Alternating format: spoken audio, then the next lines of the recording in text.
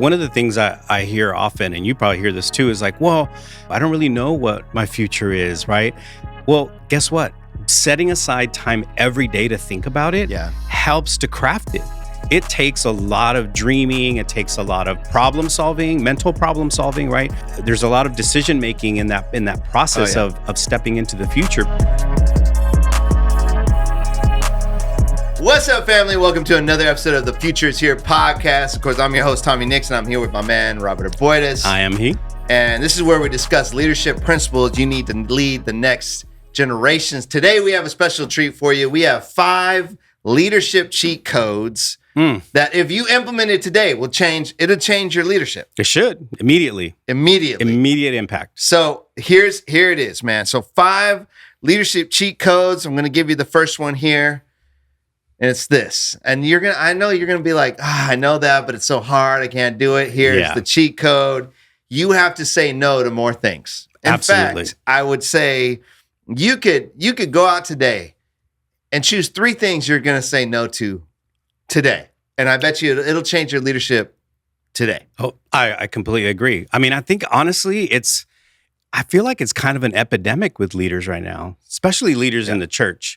Like, how many times do we talk to leaders and they're like, man, I'm just, I'm so busy. Like, I got so much going on. Yeah. And they can't fit one more thing, but they're trying to fit one more thing in there.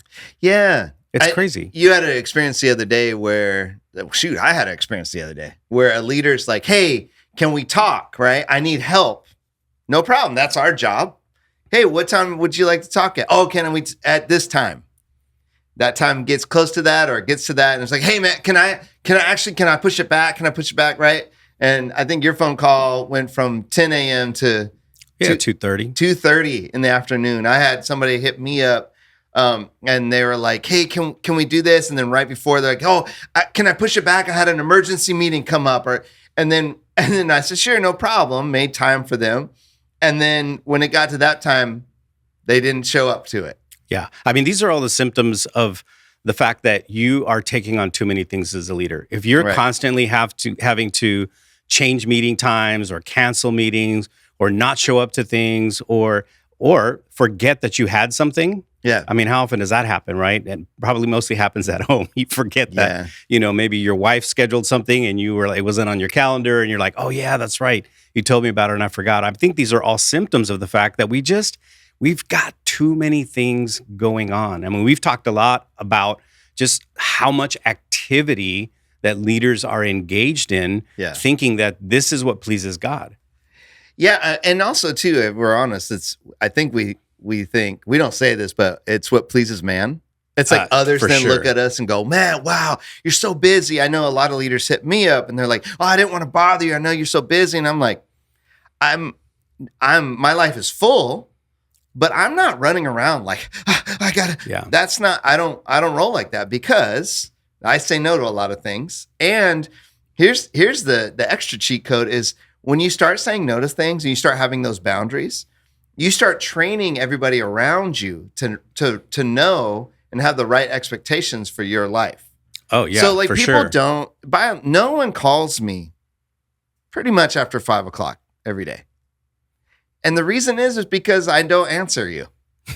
You know what I mean? It's like, I don't have to. I don't. You trained them not to call you. Yeah, I don't feel compelled to have to answer your text right away. I don't feel compelled that I have to get right back to you. I don't feel compelled to the email needs to look.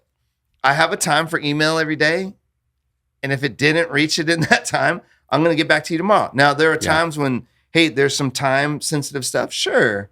But I don't live my life like that because then I've given all the power away to everybody else to then tell me what I've got to do.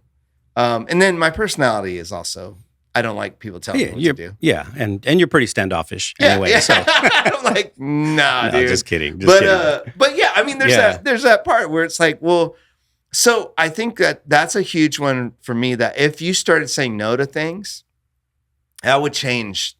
I mean, you would start to experience, Now, one of the things you're going to have to get over, though, is the feeling of guilt or shame by you saying no. Right. And I think what's important to understand is that we probably say yes to a lot of things that at the end of the day don't really have a huge impact. So it's not like we're just saying, just say no to stuff just to say no to stuff. No, yeah. We're saying, figure out the things that make sense to say no to. And there are going to be a lot of them because most of the time, there's this old saying that I can't stand, which is if you want something done, ask a busy person.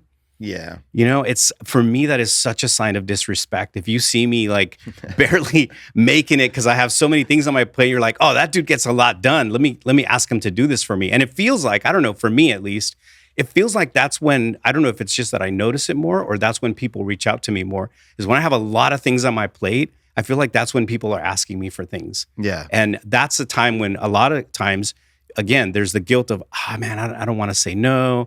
This person really needs me, right? And so you start feeling like you're the only one that can help them. But I have had to learn to be able to say, you know what? I can't right now. Yeah. I already have my list of priorities. I already have things that I have to get done. I already have too much on my plate. And so as much as I would love to help you, I just can't do it. Yeah. And, people I think are okay for the most part with that. I mean, there's some that are going to get hurt by that.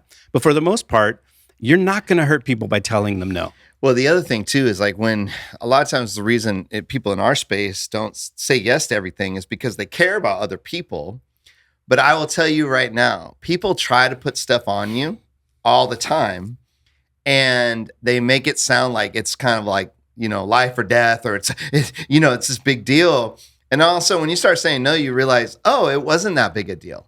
Right. And so that helps take off some of that guilt or some of that expectations where you're like, oh, but I want to love people well.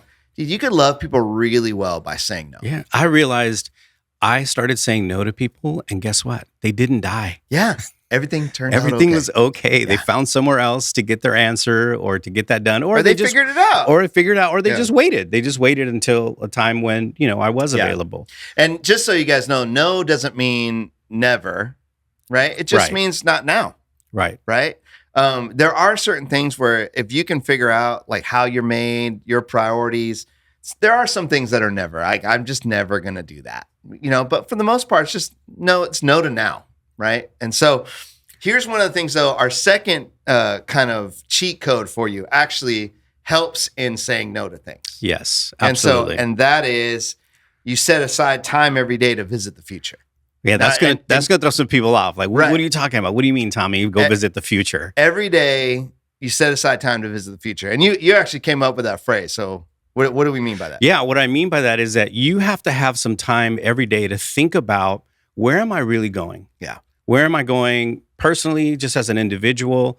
Where am I leading this organization? Where am I leading my family? Like every day, I actually take time every day to dream and hope and envision and think about, okay, what am I really trying to accomplish here? Big picture. So I literally do an exercise where I try to step into the future. I read this book called Lead from the Future. I can't remember the author off the top of my head, but that was really impactful in terms of how I see vision exercises. Yeah. Whereas before it used to be like, well, just sit here and think about the kind of future you want. Now I actually try to step into that future and look backwards and actually think about, okay, if this is the future I want, how did I get here? What are the things I'm doing now that aren't going to help me get here? And what are the things I'm doing now that actually would make great movement toward me getting here? And how can I maximize some of that? And that, friends, is how you actually figure out what do you say yes and what do you say no to? Yeah, because you can see really clearly the things that aren't going to help me get to that future that I'm looking for. Absolutely. Or that God has put on my heart, right? So when you guys do that, what we're talking about, there's a simple kind of mental model for this too. It's just the there, here path. And so where's the there? Like, where are we trying to get to? And so whatever that is, what do I want for my family? What's my future goals? What's the vision I have for my family? What's the vision I have for my work? What's the vision I have for my personal health? Whatever that is, you got to have a clear there.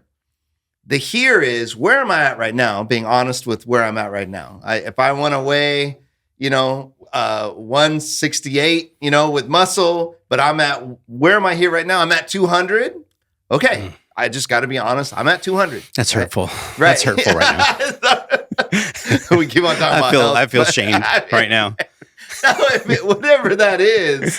So you understand you're here, and then you creating that path.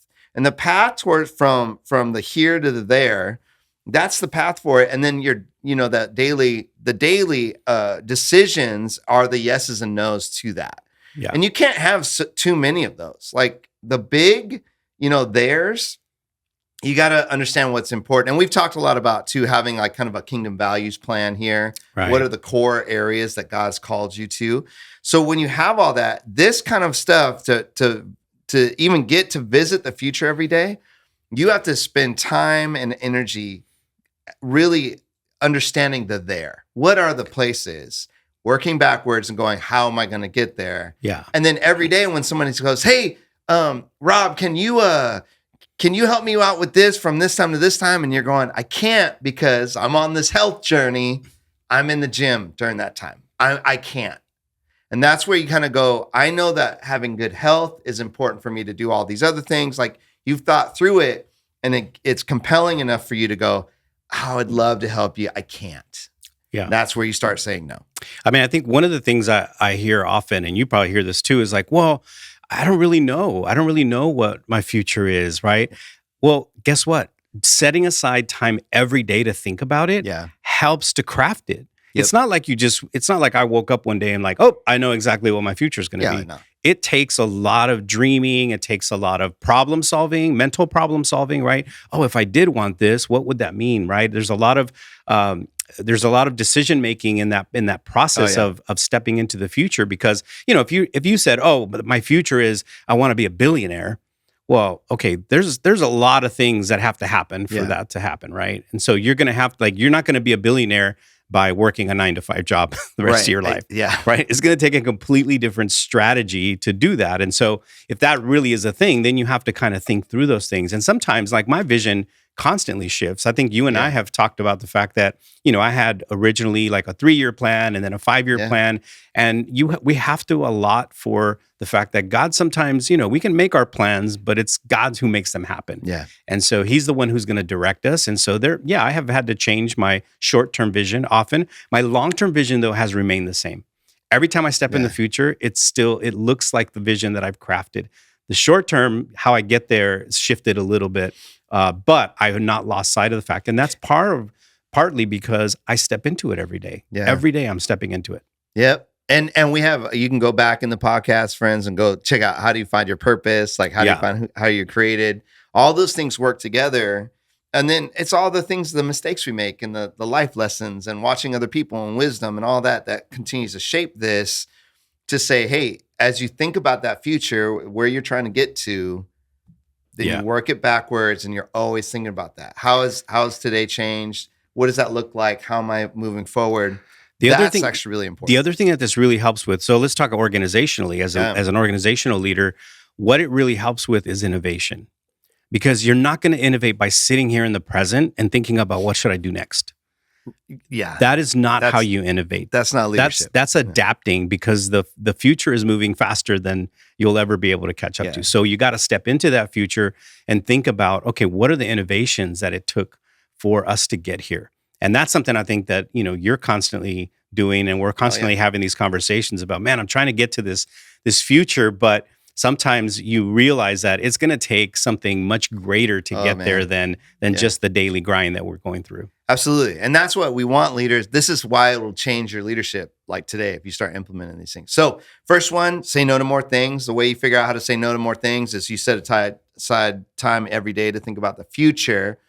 Once you understand that they're here path and you're working that out, the next one is understanding your rhythms and seasons. And so the way I think about this, friends, is, okay, I'm going to say no to these things because I know where I'm heading. I'm very clear about where I'm heading. I'm clear about where I'm at right now, and I'm clear about the path, or I'm figuring out that path to get there. And every day I'm growing in that, understanding it.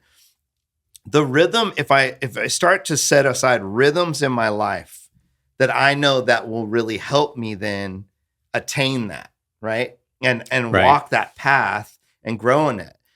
So the first part of this is understanding your rhythm. So for me, this is still a struggle for me.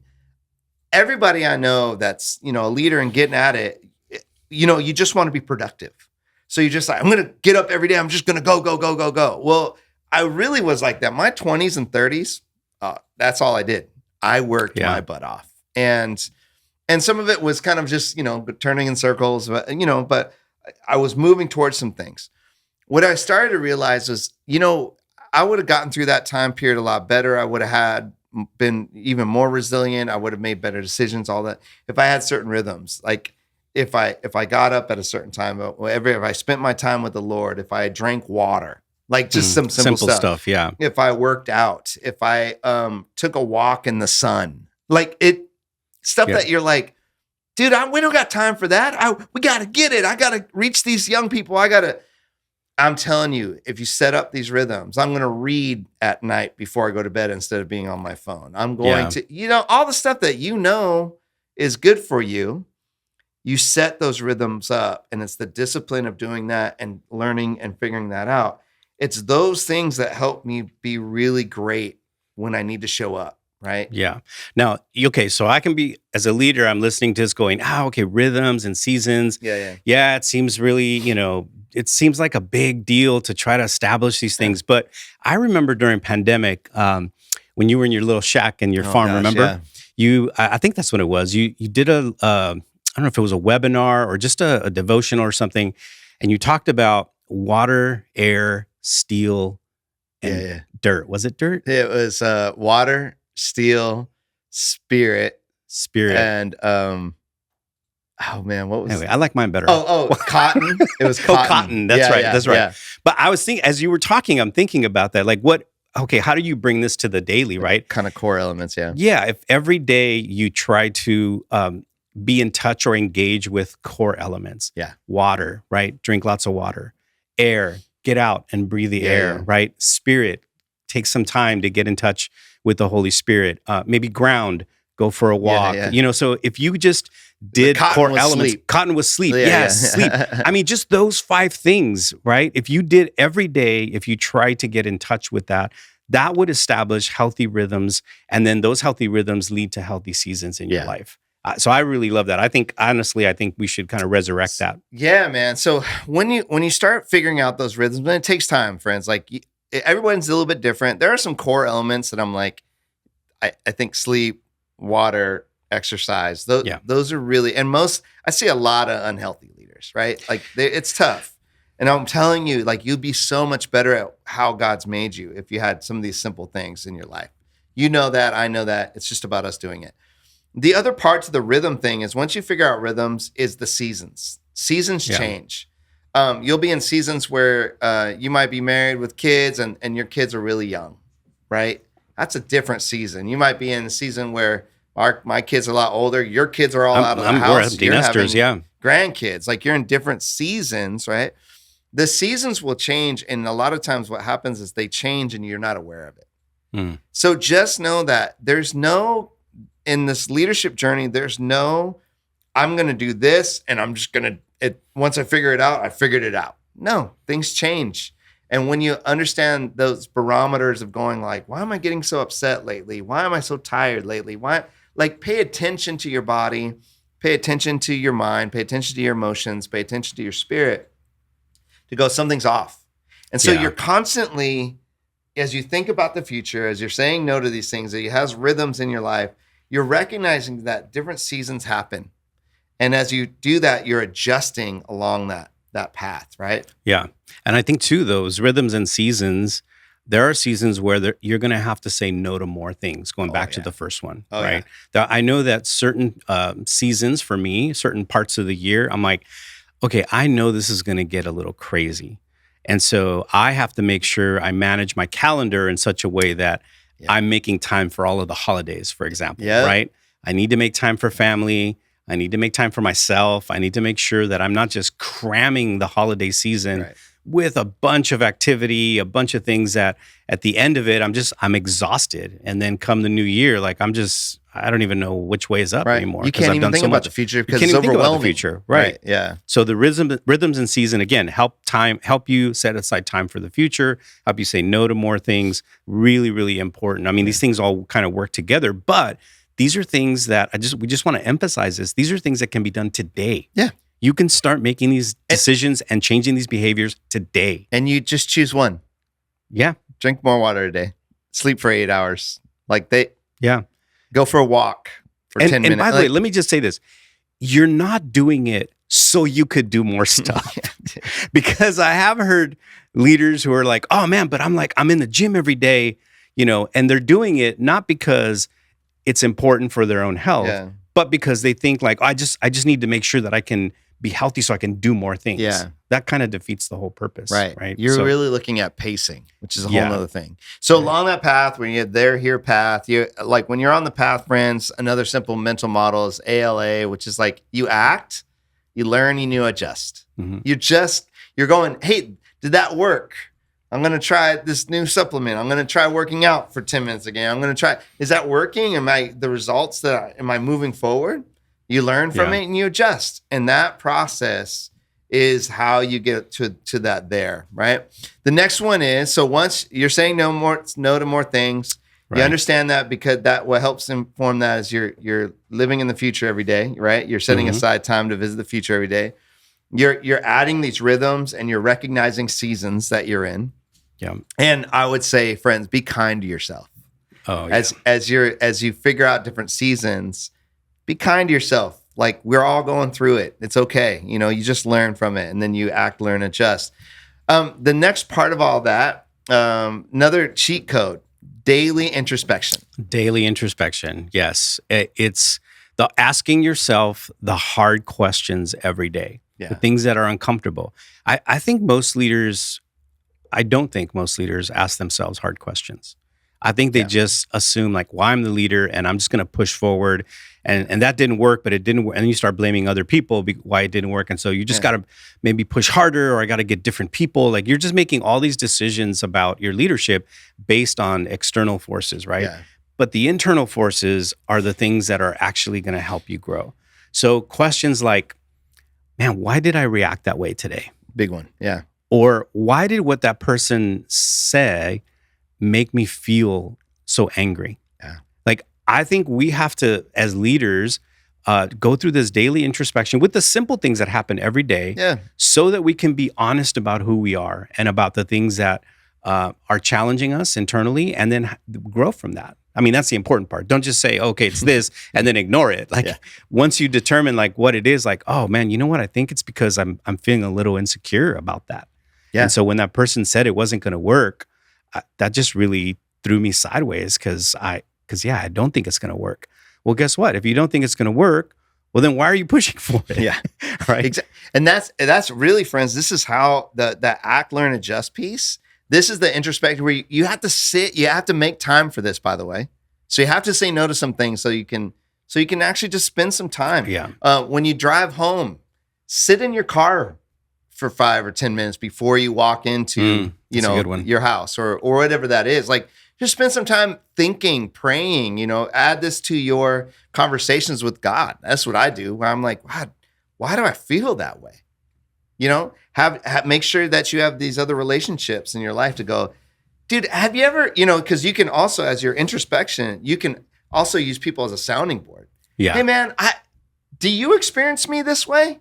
Because someone at work said I'm really harsh. Like, do you? And if they're like, yeah, I'm like, oh, I didn't know that. Like, wow. And so I remember this last year, Rob, you did this really well. You modeled this really well. We were at a board meeting and you shared all the stuff, and there were questions that were asked at this board meeting that then you reacted a certain way to it, and you were like, what? And it frustrated you. And I remember you came back to me later and you go, dude, I was really thinking about why did that frustrate me so much? And how did I come off? You asking me questions. How did I come off? Do you think, what do you think they experienced from me in that? Those are great introspective questions that I could be like, no, I don't feel like it was like this, Rob, but then there were some things that you were processing. Yeah, that I was wrestling with.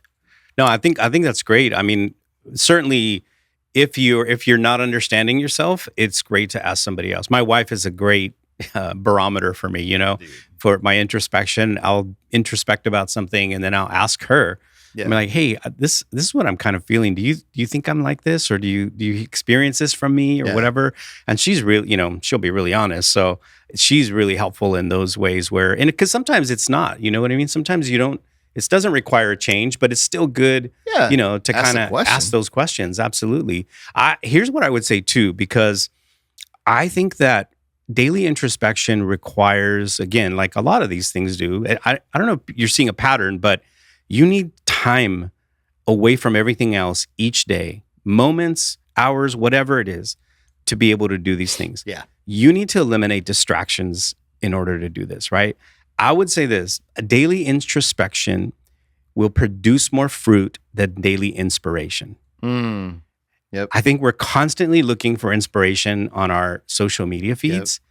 And that doesn't produce as much fruit as daily introspection would, where we shut everything down and we just look inside. Yeah, just spend that time. Spend that time and spend that time in conversation with God. God, if you find something about yourself, I find myself doing this more and more. Like, God, I don't like that I'm like this. Yeah. No, I don't like that I don't like that I'm feeling this envy, or I don't like that I'm feeling this bitterness, or God, can you help me work through that? I think those kinds of things really, really help you grow as a leader. Yeah, and then what happens, friends, is like as you grow in that, and as you share that with people, they start to trust you a lot more. There's some real clear benefits to this as a leader, because they're like, oh, cool, because it's like, oh, he knows and he's working on it, or they're aware, and that's also, you can't, as you lead people, as you lead the way, you want leaders around you that are introspective, that are like, man, I really struggle with this. That can ask for help. That can, if you imagine a church that was just filled with people like that, that would be so attractive and beautiful. And so we got to lead the way in that. And so daily introspection, you got to make some space and time for that. And the last one is, and this all works together, right? Yeah. So you're saying no to more things. You know that because you're looking to the future and setting time aside for that every day.